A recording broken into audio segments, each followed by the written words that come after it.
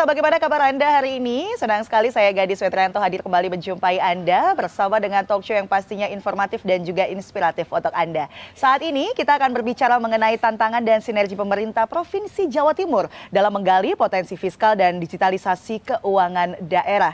Dan tentu saja talk show ini adalah persembahan dari pemerintah Provinsi Jawa Timur yang bersinergi dengan Ikatan Sarjana Ekonomi Indonesia Cabang Surabaya Koordinator Jawa Timur. Saya akan kenalkan para narasumber kita yang akan membahas tentang tantangan dan sinergi pemerintah Provinsi Jawa Timur dalam menggali potensi fiskal dan digitalisasi keuangan daerah. Yang pertama, saya sapa dulu sebagai perwakilan pemerintah Provinsi Jawa Timur, ada Bapak Dr. Insinyur Aris Mukiono, MTMM. Selamat pagi, Pak Aris. Selamat pagi, Mbak Gadis. Salam sehat semuanya. Salam sehat selalu. Ya. Kemudian di samping Pak Aris juga sudah hadir, pemirsa, ada Dr. Andes Sony Harsono MSI. Beliau sebagai Ketua Ikatan Sarjana Ekonomi Indonesia Cabang Surabaya Koordinator Jawa Timur. Selamat pagi Pak Sony. Selamat pagi Pak Gadis. Sehat pagi Pak? Semuanya alhamdulillah sehat. Alhamdulillah sehat. Dan yang ada di samping saya spesial sekali pemirsa ya.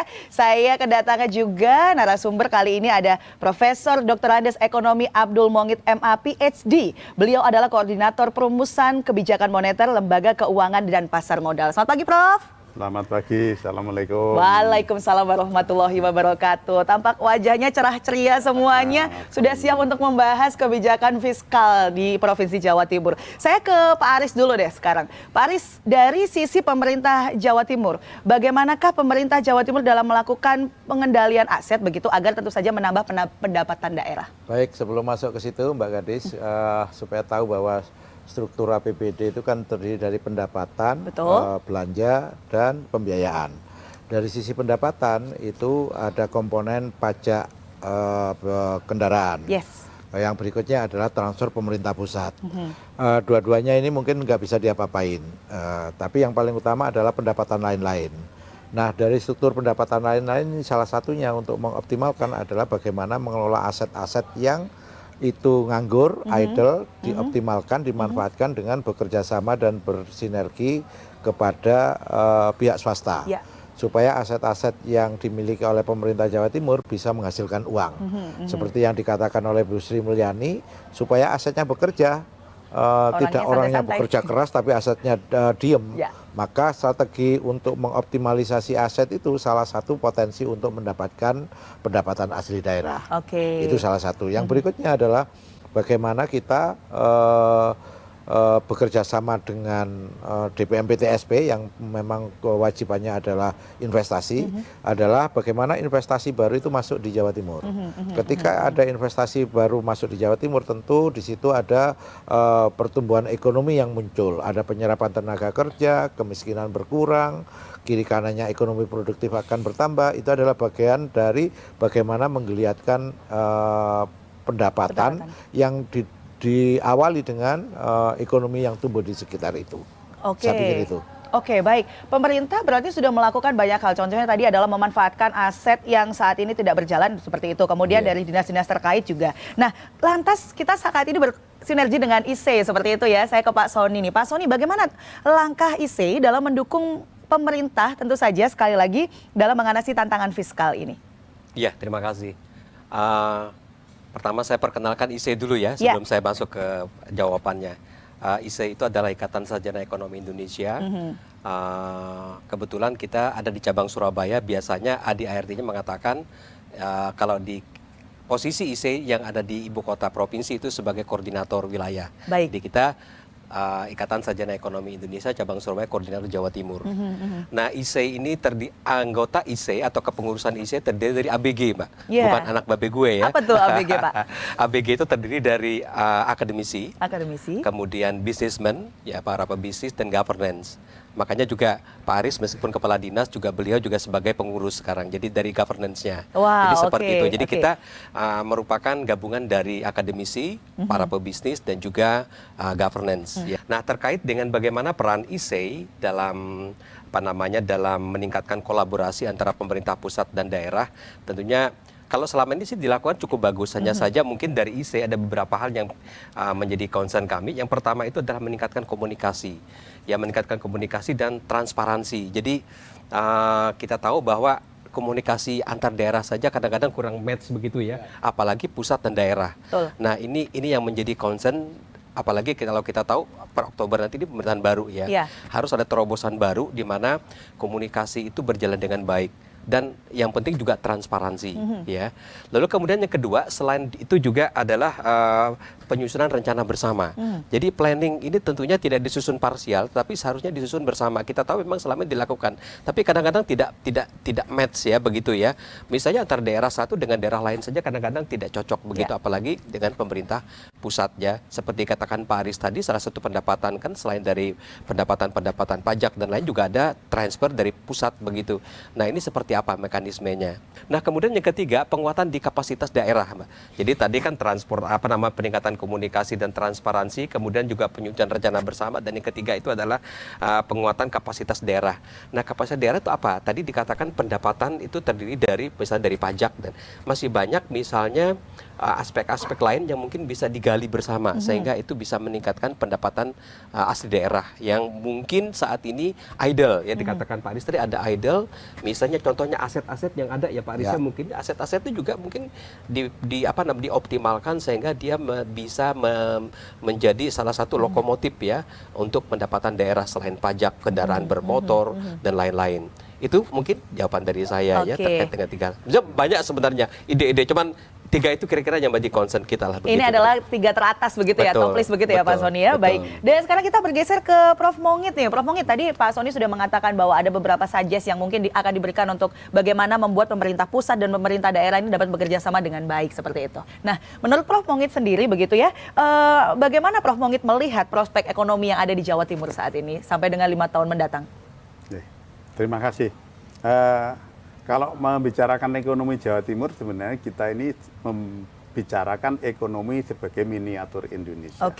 Artinya apa? Jawa Timur ini sebenarnya adalah cermin dari ekonomi Indonesia. Dan kalau kita ditanya tentang prospek, ya saya mengatakan bahwa prospeknya sangat bagus ya. Sangat bagus karena potensi apa saja ada di Jawa Timur ya. Nah, karena itu yang perlu diperlukan adalah supaya kita lebih mendorong sinergi di dalam rangka mendorong pertumbuhan ekonomi. Ada prestasi ekonomi Jawa Timur yang orang tidak lihat. Apa tuh, Prof? Yaitu bahwa Jawa Timur itu satu-satunya provinsi yang bisa melawan deindustrialisasi. Jadi kita ini sebenarnya dari tahun 80 kita sudah mencapai 27%. Dan industri itu di kontribusinya terhadap kita. Sekarang kita sudah naik menjadi 30%. Nah, artinya kalau kita sering ngomong bahwa problem besar ekonomi Indonesia terjadi di Indonesia, Jawa Timur adalah salah satu provinsi yang berhasil membalik itu ya. Jadi karena itu saya berharap ke depan apa yang dilakukan oleh Bu Gubernur beberapa waktu lalu mendorong kawasan industri itu harus dilanjutkan ya, karena pengalaman membuktikan bahwa tidak ada negara atau daerah itu yang maju yang terlalu pesat dari apa istilahnya transisi ekonomi, perubahan sektoralnya itu tidak memperkuat industrinya. Jangan sampai istilahnya ekonomi Jawa Timur berkembang pesat, tumbuh pesat, tinggal landas, tapi masih banyak yang tertinggal di landasan. Dan itulah saya pikir mendorong pertumbuhan melalui berbagai macam kombinasi kebijakan, kerjasama dengan industri, dengan para pelaku usaha, melalui perbaikan juga katakanlah dukungan terhadap industri yang kecil memang harus didukung, yang besar dikasih fasilitas supaya lebih besar. Ya, gitu. Tapi menurut Prof. Mongit, kebijakan seperti apa yang harusnya diambil oleh pemerintah Provinsi Jawa Timur untuk menaikkan iklim investasi di Jawa Timur? Kalau bicara tentang iklim investasi, kita selalu ngomongnya perizinan. Tapi sebenarnya saya sudah lewat untuk urusan Jawa Timur. Jawa Timur, Surabaya, dan sebagainya sudah lewat, artinya fasilitas untuk mempermudah itu sudah cukup. Sudah sangat Yang diperlukan sekarang ini adalah sebenarnya bagaimana mengintegrasikan ekonomi Jawa Timur ini dengan ekonomi nasional. Kalau saya ngomong nasional dan internasional. Nah, kita juga melihat sekarang dan salah satu caranya ya kawasan industri. Ya. Kita tidak bisa menyuruh ini kepada industri kecil. Ya. Yang kecil ya melayani yang kecil-kecil yang ada di daerah kita, tapi yang besar ini. Nah, inilah yang dikenal dengan ada menarik engine of economic growth itu masuk di Jawa Timur. Dan satu-satunya cara adalah dengan industrialisasi dan dengan namanya kawasan industri. Kawasan industri. Saya tetap mengatakan kawasan industri adalah kunci kita. Oke, baik.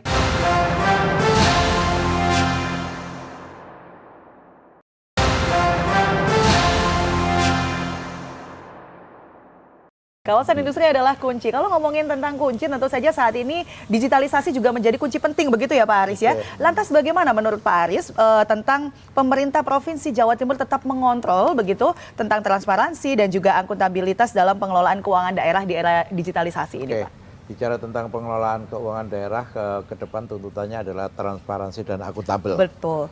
Gimana pemerintah menyajikan data-data terkait dengan pengelolaan keuangan bisa transparan dan akuntabel adalah salah satu penggunanya dengan IT. BPKAD selaku bendahara daerah itu semuanya sudah berbasis IT. Jadi kalau berbasis IT digital maka track recordnya akan kelihatan. Dan alhamdulillah Jawa Timur sudah melakukan itu. Mulai dari kalau dulu mungkin pencairan sebuah kegiatan itu melalui berkas, tetapi sekarang kita sudah berbasis IT.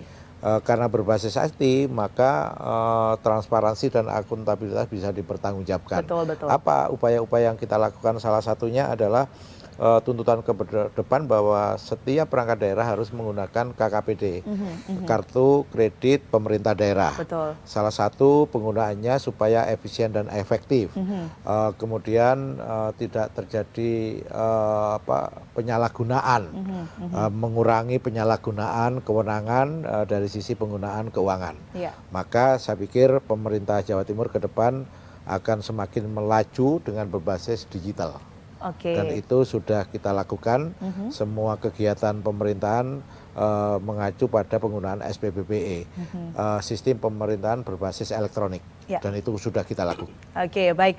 Menggunakan sistem elektronik dan itu sudah dilakukan oleh pemerintah Provinsi Jawa Timur. Kalau saya bergeser ke Pak Sony kita melihat teknologi sudah maju, digitalisasi sudah diterapkan di beberapa sektor seperti itu. Lalu menurut Pak Sony sendiri, bagaimanakah teknologi dan digitalisasi ini nantinya bisa membantu dalam mengelola fiskal lebih baik di era yang seperti sekarang ini? Ya, terima kasih. Tadi saya sepakat dengan apa yang dikatakan Pak Aris terkait dengan masalah transparansi dan akuntabilitas ya. Ada beberapa juga mungkin yang perlu diperhatikan. Yang pertama adalah terkait dengan masalah peningkatan efisiensi dan dalam pengelolaan anggaran. Begini, peningkatan efisiensi itu perlu dilakukan karena kita tahu bahwa keseimbangan pendapatan dan pengeluaran dari aspek anggaran itu kan harus balance, paling tidak. Betul. Nah, kita sekarang menggunakan anggaran defisit, ya. Kalau kita tidak rajin melihat anggaran ini, maka kemungkinan kita bisa defisit lebih dalam. Begitu, oleh sebab itu efisiensi penggunaan anggaran tentu harus dilakukan. Tentunya pada pos-pos tertentu yang mungkin bisa dialihkan atau diambil dari aspek yang lain dalam bentuk yang bukan dari perspektif pengelolaan secara keuangan, begitu ya. Yang kedua, ya selain akuntabilitas dan transparansi tadi itu adalah pengelolaan pendapatan daerah yang bagus. Tadi dikatakan Pak Aris itu adalah bagaimana digitalisasi sudah dilakukan ya Pak Aris ya. Nah, kemudian digitalisasi ini juga seharusnya kita lihat dari perspektif tidak hanya di hilir tapi juga di hulunya. Ya, di hulunya. Ada banyak aktivitas yang dilakukan hanya melihat dari aspek hilirisasinya, tetapi dulunya justru tidak begitu. Contoh misalnya, ya contoh, kita tahu Jawa Timur basisnya lumbung padi. Betul. Lumbung padi ya, lumbung padi. Nah, digitalisasi apa yang harus kita lakukan pada aspek hulunya, begitu ya. Aspek hulu kan banyak resources-nya. Kita tahu misalnya dari aspek sumber daya manusia, dari aspek teknologi, dari aspek money, dari aspek marketnya, penyedia resources tadi itu. Dan itu yang kadang-kadang menjadi masalah. Contoh yang paling simpel, misalnya ketersediaan pupuk. ya. Kenapa kok bisa langka? Petani membutuhkan itu pada saat musim tanam, begitu ya. Tapi kenapa terjadi kelangkaan? Makanya kita juga menyarankan adanya semacam neraca ya, neraca antara daerah ini. Kita tahu mana yang surplus, mana yang defisit untuk daerah.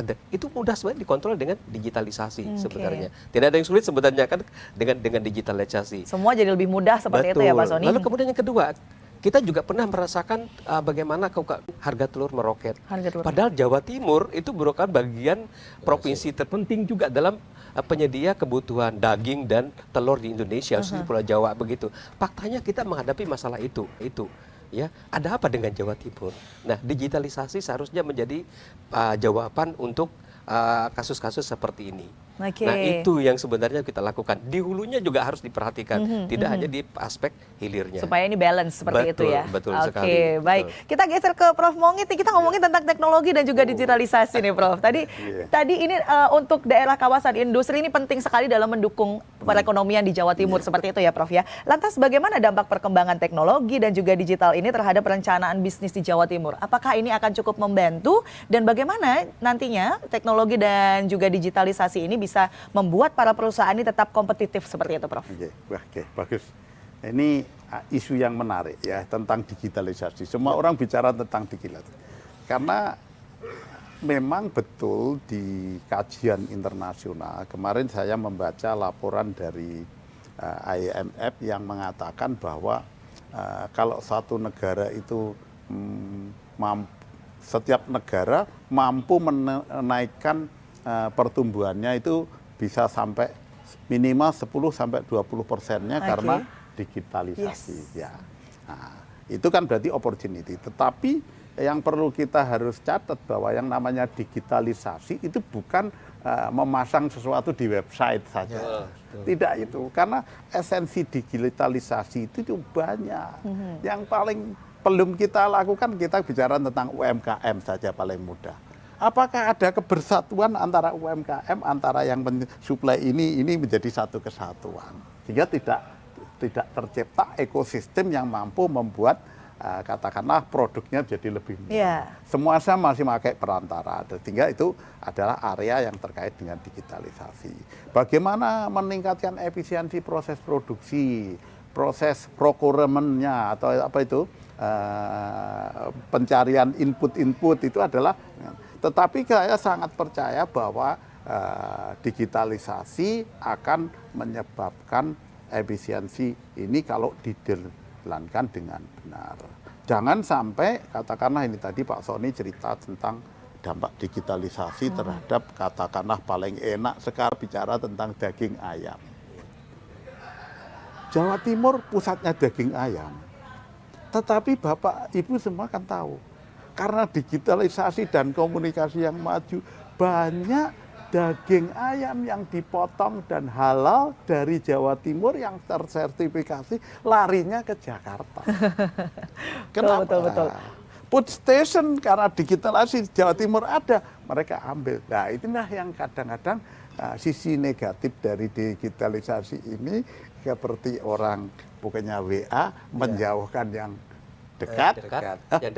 Mendekatkan yang jauh, menjauhkan yang dekat. Itu kan repot gitu. Makanya dari itu saya tetap mengatakan digitalisasi penting dan harus dilakukan, dan khususnya untuk para sektor bisnis ini harus menjadi prioritas dalam rangka mendorong efisiensi proses produksi, efisiensi dalam procurement, dan efisiensi di dalam marketingnya. Oke, terima kasih. Pak Sony, satu pertanyaan terakhir sebelum kita buka untuk line penelpon. Tadi Prof Mongit mengatakan bahwa digitalisasi ini harus dilakukan dengan benar seperti itu. Nah, menurut Pak Sony sebagai dari IC begitu ya, pengamat juga pastinya, bagaimanakah digitalisasi ini diterapkan di Jawa Timur saat ini? Kalau kita ukur dalam ukuran persen, saat ini ketepatan dalam menggunakan teknologi digitalisasi ini sudah berapa persen, Pak?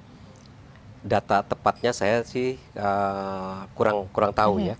Tetapi kalau dikasih contoh, begitu sebenarnya banyak ya, banyak. Contohnya di Jawa Timur itu yang paling banyak di expose itu misalnya Surabaya. Ya, Surabaya kita tahu bahwa seperti kampung kue itu sudah sekarang aktivitas yang mereka lakukan itu sudah menggunakan berbasis digital semua. Ya. Lalu kemudian pemerintah kota itu sudah menggunakan e-token, ya. Lalu kemudian kemarin kita juga melakukan FGD di di IC itu juga terkait dengan e-katalog. E-katalog juga sudah banyak ya. Data persis persentase saya tidak tahu. Cuman kalau kita lihat bahwa hampir semua daerah sekarang itu kan banyak melakukan aktivitas dengan disupport oleh digitalisasi ya gitu ya. Gitu. Ngomongin tentang tadi pencapaian yang luar biasa, pemirsa, saya juga mau informasikan tanggal 11 besok itu di Mercure Darmo begitu ya Pak ya, kita ada kegiatan. Ini kita akan ada seminar tentang menerawang kebijakan ekonomi fiskal, moneter, perbankan dan juga implementasi undang-undang HKPD di era pemerintah baru ini. Nah, nanti kalau misalnya mau bergabung boleh tidak sebenarnya Pak? Boleh ya. Masyarakat umum kalau mau bergabung boleh tanggal 11 ini untuk meningkatkan pengetahuan Anda dan Anda juga bisa melihat bagaimana sih pemerintah Jawa Timur ini dalam meningkatkan pendapatan daerah dan kebijakan-kebijakan apa yang akan diambil oleh pemerintah Provinsi Jawa Timur. Baik, sekarang saya mohon izin Bapak-Bapak, kita akan membuka line telepon. Jika ada yang bertanya silakan boleh telepon langsung, sebutkan nama, dari mana dan pertanyaannya pagi hari ini untuk siapa. Oke? Sudah adakah yang terhubung di line telepon? Mau izin bertanya. Halo, selamat pagi. Selamat pagi. Selamat pagi, dengan siapa di mana? Saya Risa dari Malang. Dengan Ibu Risa dari Malang, baik. Ibu apa kabar? Baik?